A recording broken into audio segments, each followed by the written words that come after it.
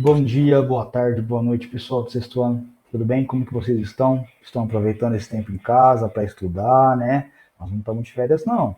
E eu estou aqui montando as aulinhas para vocês, montando bastante conteúdo legal. Espero que vocês estejam aproveitando. Se tiverem um tempinho, manda um feedback para o professor, o que estão achando dessas aulas, se estão gostando da maneira como eu estou tratando. É, a gente gosta de saber se vocês estão gostando do que nós estamos fazendo, porque senão a gente muda, né? Se precisar.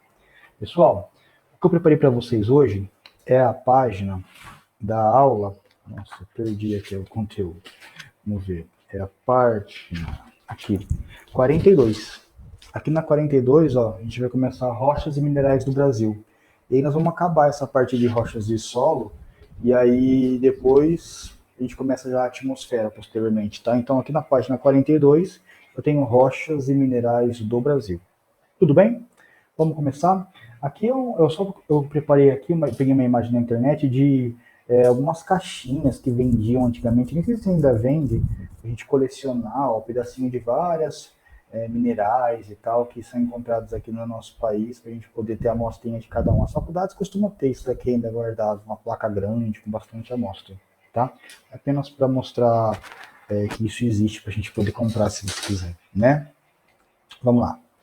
Pessoal, quando a gente fala de rochas e minerais do Brasil, a gente tem várias imagens que mostram para a gente a distribuição disso daí, né? Onde que eu encontro isso espalhado pelos nossos estados, o que tipo de mineral ou de rochas que eu vou encontrar espalhado para essas regiões. Nós vamos conversar já já com vocês. Só que antes disso, ó, eu quero comentar que no Brasil nós temos uma exportação muito alta de produtos de origem mineral. Isso significa que o nosso país, o solo, ele é rico em muitas substâncias minerais que podem ser convertidas lá em minérios, ou seja, com interesse econômico. E aí, exemplos desses mais exportados, produtos mais exportados, nós temos o minério de ferro, nós temos o minério de alumínio, até aqui próximo da nossa região, que é o conhecido como bauxita, as rochas ornamentais, granito e várias outras tantas, tá? Então nós temos uma riqueza em produtos minerais que são oriundos do nosso solo, tá? E muitos deles exportados aí para tantos países. Nós temos, por exemplo, 98% de todo o tal do nióbio disponível e comercializado no mundo todo. 98% ele é extraído aqui do Brasil. E o que é esse nióbio? Ele é utilizado para fazer construções que envolvam aços mais resistentes. Então ele é muito raro e aí ele é extraído porque com ele a gente consegue produzir ácidos que são mais fortes, aguenta maiores tensões, tá? E aí todo ele é quase extraído exclusivamente aqui do Brasil. A gente não tem só que comemorar essas coisinhas, não, né? Vocês sabem muito bem sobre isso, já devem ter visto isso em geografia, vamos ver isso também agora em ciências. Ó, outra coisa.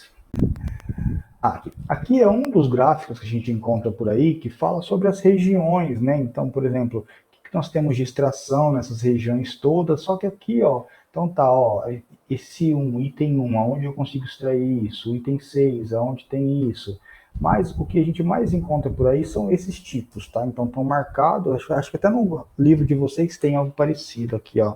Um gráfico bem parecido. Tenho certeza que vocês sabem até mais do que eu sobre isso, por causa de geografia, que estuda bem essas reservas minerais. Por exemplo, se eu olho aqui no estado de São Paulo, eu vejo que eu não tenho quase extração mineral no estado, né? Eu tenho Malemar aqui bem na região de divisa aqui, bauxita, né? Mas eu não tenho no estado de São Paulo. Então, assim, de repente, até no livro de geografia, trago uma informação melhor para vocês sobre o nosso estado em relação à extração de minérios, tá? Então, esse é um gráfico que mostra no país onde se concentram as maiores extrações, as principais reservas, na verdade, né? Aqui é um outro, né? Olha que legal isso daqui, que mostra bem assim com nomes, ó. Então aqui, ó, a Serra do Navio, até 1998, seção de manganês, depois aqui no Carajás, província geológica de Carajás, diversidade de minerais, ferro, manganês, cobre, níquel, a Serra é Pelada em 80, ouro, tá? Então esse gráfico é bem legal aqui, também tem a mesma aqui, ó, o nome do que é extraído na região, tá? Mas mesma coisa, se eu olhar aqui, ó, São Paulo, cara, é Malemar aqui, não, nem é São Paulo, também é Minas Gerais, tá? Então, fica até aí como tarefa para vocês pesquisarem aí no estado de São Paulo como que funciona essa extração de recursos minerais, se não existe mesmo isso. Eu sei que é rico em água, tá? Que também é um recurso mineral, beleza? Bem, continuando aqui, ó, isso daqui é uma imagem que tem também na apostila, eu consegui a foto original para mostrar para vocês, ó, aqui, ó, da Serra, das Águas Vermelhas, lá em Minas Gerais, onde nós temos uma pedreira, então grandes explosões aí para retirar essas pedras de granito aí, ó, que são até exportados algum deles, tá? Algumas placas, essa daí. Conversamos com vocês um dia, uma vez que esses aí acabam, vai que acabar de utilizar tudo que tinha, de extrair tudo que tinha na montanha, acabou, né? Montanha não, né? E aqui também uma outra imagem da mesma região, então perceba que isso aqui era um morro, que aí foi todo com... Aqui, ó, olha o tamanho do cara aqui perto da placa, ó. Aqui é uma pessoa, outra pessoa aqui, ó. E aí vai extraindo esses grandes blocos aí de granito para poder fazer as construções, as decorações que são utilizadas com essas rochas aí, tá? Bem, só que nós temos um problema, né? A gente sabe, pessoal, que, por exemplo, o desenvolvimento ele precisa dessa extração mineral, né? Então, por exemplo, as construções precisam de ferro, as construções precisam de aço. Então, as rochas devem ser exploradas para o benefício, para o crescimento do desenvolvimento da sociedade. Porém, nós conversamos muito sobre isso já na sala de aula, que um uso exagerado, uma extração exagerada, sem controle algum da natureza, causa problemas ambientais, principalmente pelo fato de que esse monte de minério, esse monte de conjunto rochoso aí, eles não são renováveis. Eles surgiram na natureza há milhares e milhares de anos, num momento em que a Terra tinha outras características. E para isso voltar a existir, nós não temos nenhum tipo de previsão, tá? Portanto, acabou a exploração, acabou o produto também. Nós não temos mais como disponibilizar a mesma matéria-prima.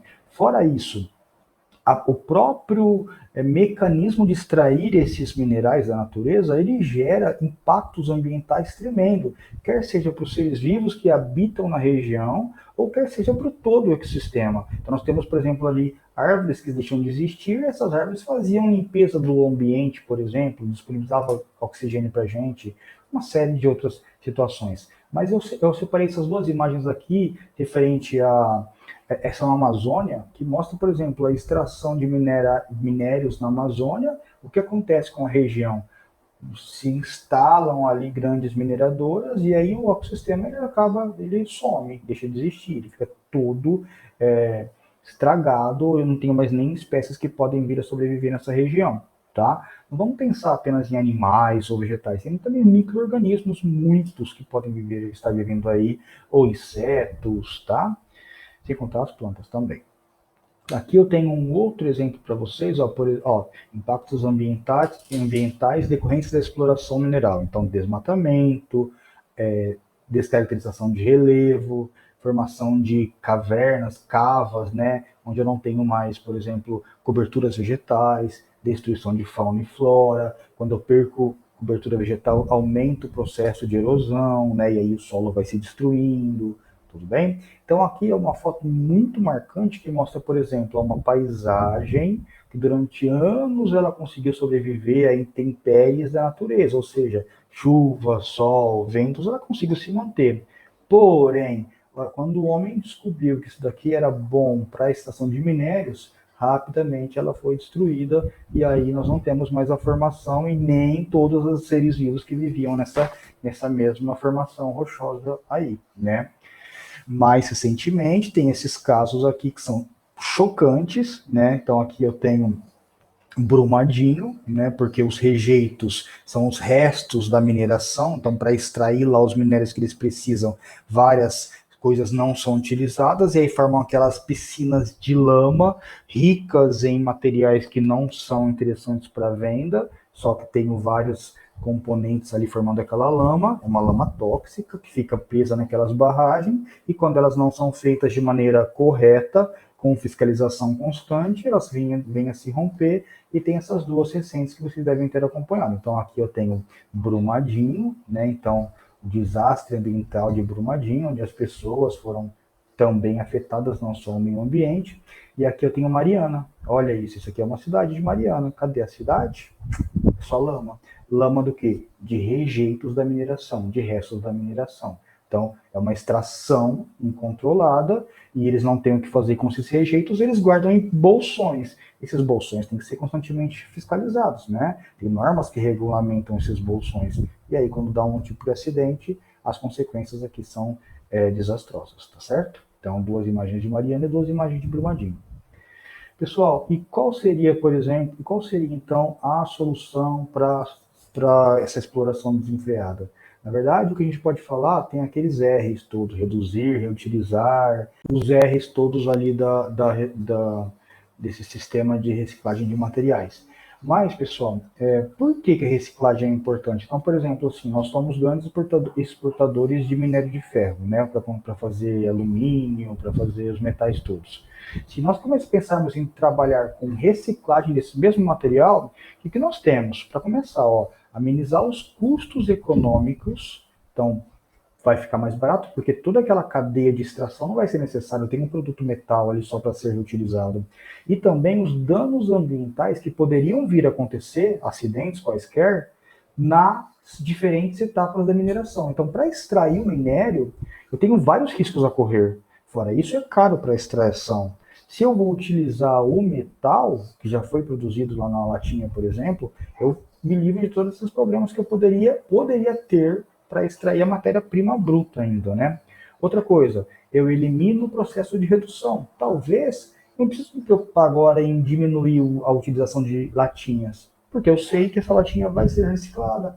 Então, eu não tenho que pensar em reduzir, porque não vai ser extraído da natureza, o produto já existe. Então, eu poderia pensar em eliminar o processo de redução, né, facilitando a nossa vida. Depois, reduzir o consumo de energia. Vocês imaginam a energia gasta para extrair o minério e para a produção do material metal. Eliminar os custos da extração, manter aquelas mineradoras ativas não é barato. Tá? Eu não tenho mais que fazer isso, eu estou me livrando disso. O produto vai ser barato também, mais barato. E evita problemas ambientais resultados também desses processos de extração. Tá? Não só destruir a natureza, mas também como não ter problemas com a extração que pode vir a ser catastróficas, tá certo? Aqui eu tenho uma brincadeirinha aqui que mostra para vocês então o processo de como que é a extração e aí a produção de produtos, depois a reutilização, né? Mas aqui eu tenho uma imagem que é muito legal que mostra, por exemplo, aqui, ó. Então vamos supor, a extração normal até a produção da latinha aqui, ó, é essa linha reta. Então a extração da bauxita, produção do alumínio, produção de alumina, que deve ser a matéria-prima do alumínio, depois a produção do alumínio primário, redução de chapas de alumínio, produção de chapas de alumínio e depois da latinha de refrigerante. Ou daquele lacrezinho lá que faz a abertura da latinha. Bem, se eu pego essa lata e reciclo, olha para onde eu volto aqui. Produzir já chapa novamente. Então, olha a cadeia como ela é interrompida aqui de extração. Eu faço aqui só essa parte aqui agora. Então, toda latinha consumida, ela volta para cá. Toda latinha consumida, ela volta para cá. Cara, isso é ou não é uma solução interessante para o nosso planeta? Né? Sem contar que também geraria rendas, né, para populações que poderiam vender essas latinhas para reciclagem, como isso já acontece. Né? Tudo bem? Bem, pessoal, então a parte de rochas e minerais do Brasil foi. O que nós vamos falar agora são de fósseis. Por quê? Fósseis estão presentes nas nossas rochas. Então nós temos que entender que extrações de forma desorientada também pode acabar com patrimônio histórico que estão armazenados na forma de fósseis. O que são fósseis? Fósseis são registros de seres vivos. Pode ser um dente, pode ser um osso, pode ser um pedaço, uma folha de uma árvore, ou a marca de uma pegada. Então, algum animal pisou ali, deixou uma marquinha, e aquela marquinha ali ficou ali como sendo fossilizada para mim, uma informação que eu consigo entender quem animais viviam naquela região, ou até as próprias fezes dos animais também solidificadas, eu consigo entender ali qual que era a alimentação, quais eram as espécies que existiam naquela época, tá? Então, são registros de seres vivos ou rastros dele, que existiram no passado e que, de alguma forma, eles não foram decompostos, pelo contrário, eles foram conservados. E esses seres vivos, eles podem ser preservados em vários substratos. Então, por exemplo, em rochas, podem ter sido preservados na areia, no gelo, ou até outros materiais. Por exemplo, isso é muito famoso, é o âmbar, né, que é aquela seiva que sai de algumas árvores e acabava por preservar alguns insetos no seu interior ali, deste âmbar, desta seiva, tá? Uma resina, tudo bem? Bem, pessoal, e como se forma um fóssil? É pelo um processo chamado de fossilização. O que é a fossilização? Fossilização, ela está diretamente ligada à sedimentação do solo. Então, as rochas sedimentares se formando, elas podem propiciar neste processo de fossilização de um ser vivo, tá? Por quê? Quando um ser vivo morre, e sobre os seus restos começam a se depositar sedimentos que são trazidos pelo vento, pela chuva, pela erosão de outras rochas, como nós já conversamos na última aula. Então, esses restos vão se depositando em cima desse ser vivo. Então, pensa, apenas essa parte aqui onde está esse fóssil era a parte externa da Terra. E aí, esse animal morreu e tudo isso daqui foram sendo componentes que foram sendo depositados em cima dessa carcaça.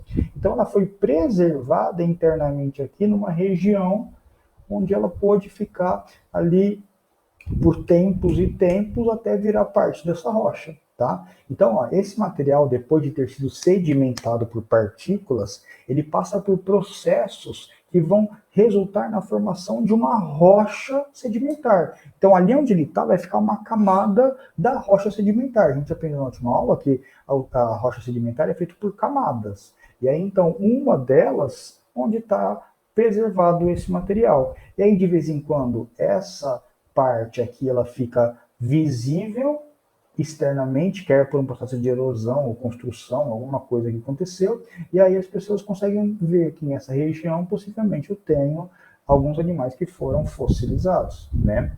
Com isso, então, pessoal, os restos do ser vivo, eles são preservados antes da sua decomposição. Vamos pensar, aqui, ó, virou uma rocha, eu não tenho micro-organismos para fazer a decomposição desse ser vivo que está aprisionado nessa rocha.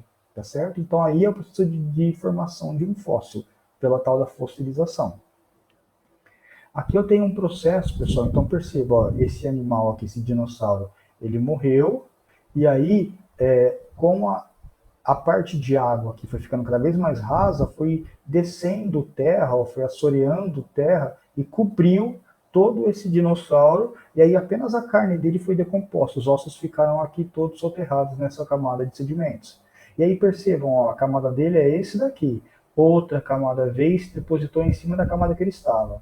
E olha aqui nessa imagem D, quantas camadas. Ó, a camada dele, outra camada aqui em cima, outra aqui em cima, outra aqui em cima. Então perceba que ele já está muito mais profundo. E aí, de repente, por qualquer situação, isso daqui vem à tona, e aí eles começam a escavar nessa região, porque sabe que nessa profundidade ele encontrou alguns vestígios de fósseis. Você imagina que é muito legal se vocês, de repente, quiserem tirar um print aí, imprimir, ou então tentar reproduzir isso no caderno, eu acho bem interessante, tá certo? Bem, e aí, vamos entender aqui. Existe uma maneira de eu tentar estimar o tempo que tem aquele fóssil pensando na rocha. Vocês são muito mais espertos do que eu e sabem, vamos falar assim, professor, tem a tal do carbono 14, que eu posso fazer datação do fóssil. Sim, mas isso é caro, isso não é simples de fazer. Uma maneira muito mais simples e muito mais fácil é quando eu olho a rocha que ele está sedimentado, a rocha que ele foi encontrado. Isso é chamado de princípio da superposição. Por quê? As rochas sedimentares, elas são formadas por sequências de camadas. Então, ó, cada camada vai se depositando em cima da outra, e aí, ó, eu encontrei nessa camada aqui de baixo um fóssil. Vamos entender, as camadas que estão mais embaixo, elas são mais antigas, são anteriores do que as camadas que estão lá em cima.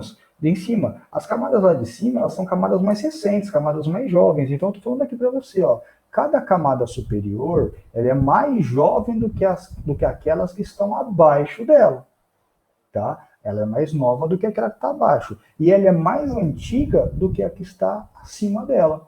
Então, por exemplo, sedimentou, veio uma dessa aqui em cima, essa daqui é mais antiga e essa aqui é mais nova. Aí veio uma outra camada aqui em cima, agora essa aqui é antiga também. E essa que estava aqui, mais antiga ainda. Então, ó, as rochas sedimentares formam-se pela deposição de sedimentos, cascalho, areia, argila, etc., ao longo do tempo, trazido por agentes transportadores, como as águas de um rio, o vento e as geleiras. Então, vão trazendo ali os sedimentos, e aí isso vai soterrando, soterrando, soterrando e formando as camadas da rocha sedimentar. Bem, esse material vai sendo empilhado e, naturalmente, quanto mais embaixo ele estiver na pilha, mais antigo ele é. Portanto, as camadas superiores são as mais recentes e as inferiores são as muito mais antigas, porque foi muito tempo sedimentado. Olha aqui uma imagem legal para vocês. Então, perceba, eu tenho lá no passado, fez essa primeira camada aqui e sedimentou. Depois aqui, ó, já teve uma outra sedimentando por cima. Essa é mais antiga do que essa. Agora uma terceira, essa é a mais nova, essa é mais antiga um pouco e essa é muito mais antiga. Olha aqui, com 5 camadas, eu tenho a bem mais recente e a bem mais antiga. E aqui uma intermediária, tá? Aqui também, ó, 5 camadinhas. O que eu tenho? A B, a C, a D, a E. Ó, a B, ela é mais antiga que a E, a D e a C, porque ela está aqui embaixo. Só que ele é mais nova que a A, porque a A surgiu primeiro, depois surgiu a B. Então, ó, se eu for analisar apenas a B, a E, a D e a C são mais novas e a A é mais antiga, tá? Aqui é uma imagem, ó, de uma escavadeira, uma imagem acho que é real, uma fotografia real, pelo que eu estava lendo, ó, que mostra várias camadas de sedimentos aqui, ó, que eles conseguem ver qual que é a formação mais antiga, a formação mais recentes, ó, e conseguem ver esses desenhinhos aí. É como se fosse um livro, pessoal, um livro de história, porque as mais antigas aqui, ó, contam a história lá de como era no passado. As mais superiores contam uma história recente. Então, quando eu analiso essas rochas sedimentares, uma camada grande, eu posso estar olhando para uma informação lá do passado, porque essa camada aqui ó, foi soterrada muito tempo atrás, tanto tempo que eu posso encontrar até fósseis, tá? E aqui no caso de fósseis mesmo, olha aqui, então tem a camada A, B, C, D e E. Qual que é a camada mais recente? A camada a mais antiga, a camada E. Ó, vamos pensar, se esse bicho foi soterrado na camada E, esse na D, esse na B, qual animal desse é o mais antigo? Esse daqui. Qual que é o animal que é mais recente? Este. Então percebam aqui também, ó, outras, ó, tem uma camadinha bem mais grossa aqui entre as duas, tá? Então, ó, estratos com a mesma idade. B e G têm a mesma idade. Porque se a gente contar, ó, tem só uma camada em cima. D, I e N, D, I e N também têm a mesma idade, tá certo? E depois E, K e P também têm a mesma idade, tá? São os mais antigos de todos. Então percebam, eu consigo saber a idade do fóssil analisando apenas as rochas, tá? Pessoal, eu acho que era isso. Se vocês tiverem dúvida, por favor, me chamem, tá? Pode ser por e-mail, as dúvidas e tal. Duas coisinhas. Eu deixei para vocês até segunda-feira da semana que vem a parada obrigatória da página 47 e 48. Cadê? 47 e 48. São bem simplesinhas. Eu vou dar uma explicadinha bem rápida. Vamos lá, ó. O primeiro.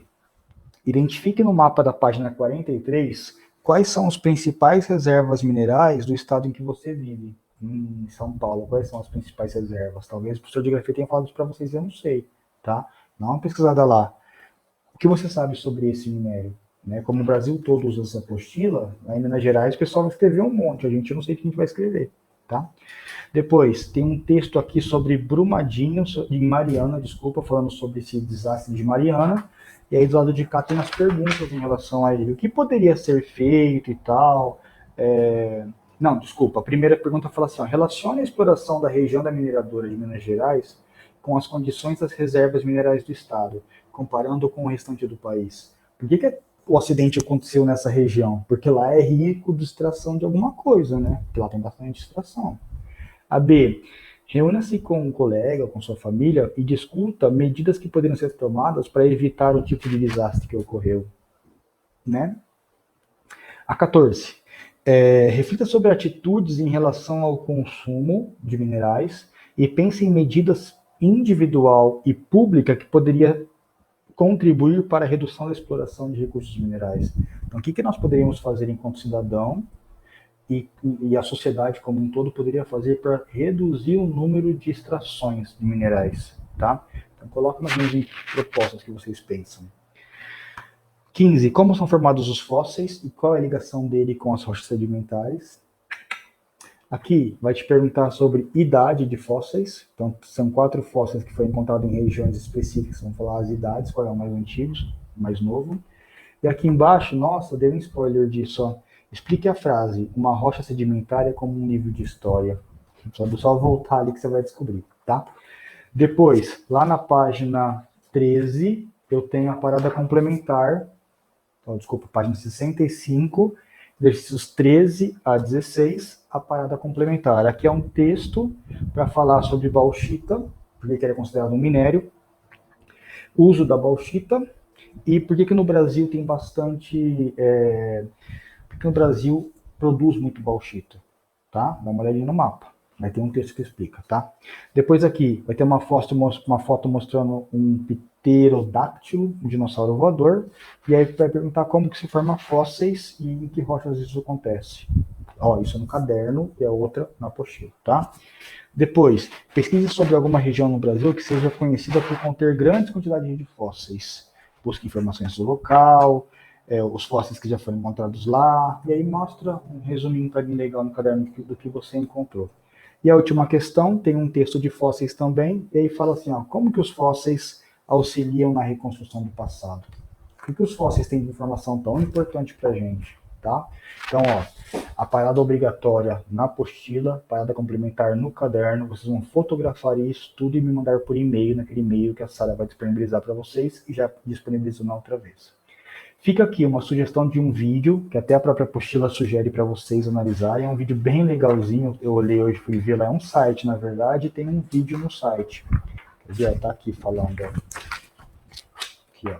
Não precisa copiar não, tá aqui falando. E aí nesses vídeos tem uma forma, daquela revista Ciência Hoje, e aí tem uma forma divertida de explicar sobre fósseis para você. Tudo bem, pessoal? Ficamos por aqui essa semana. E a gente vai se falando. E qualquer dúvida, por favor, tente falar comigo pelo e-mail, tá bom? Um abraço a todos e até a próxima. Tchau, tchau.